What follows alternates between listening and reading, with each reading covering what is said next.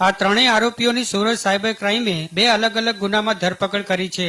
માત્ર 20 થી 25 વર્ષની ઉંમરના પકડાયેલા આ આરોપી શોર્ટકટથી પૈસા કમાવવા માટે લોકોને લોભામણી સ્કીમો આપી છેતરપિંડી કરતા હતા। મૂળ ભાવનગરનો અને હાલ સુરતના વરાછા ખાતે રહેતો 3 પૈકી એક આરોપી નાનજી ઉર્ફે પ્રવીણ બારૈયાએ શેરબજારના આઈપીઓમાં ઇન્વેસ્ટ કરવાથી સારો નફો થશે તેવી ફરિયાદીને લાલચ આપી હતી અને ફરિયાદી પણ તેની વાતોમાં આવી ગયો હતો અને આરોપીના અલગ અલગ બેંક એકાઉન્ટમાં 99,50,000 ટ્રાન્સફર કર્યા હતા। પણ બાદમાં ફરિયાદીને પોતાની સાથે છેતરપિંડી થઈ હોવાનું ભાન થતા ફરિયાદીએ પોલીસ ફરિયાદ દાખલ કરી હતી। જ્યારે અન્ય બીજા બે આરોપી ચંદનસિંહ શિવસિંહ અને ગજેન્દ્રસિંહ રઘુનાથસિંહે પણ આ જ રીતે ફરિયાદીને શેરબજારના આઈપીઓમાં ઇન્વેસ્ટ કરી સારો નફો મળશે તેવું કહી રૂપિયા 21,94,882 રૂપિયા ટ્રાન્સફર કરાવી છેતરપિંડી કરી હતી। ત્યારે આખરે સુરત સાયબર ક્રાઇમે લાખો રૂપિયાની છેતરપિંડી કરનારા આ ત્રણેય આરોપીની ધરપકડ કરી કાયદેસરની કાર્યવાહી હાથ ધરી।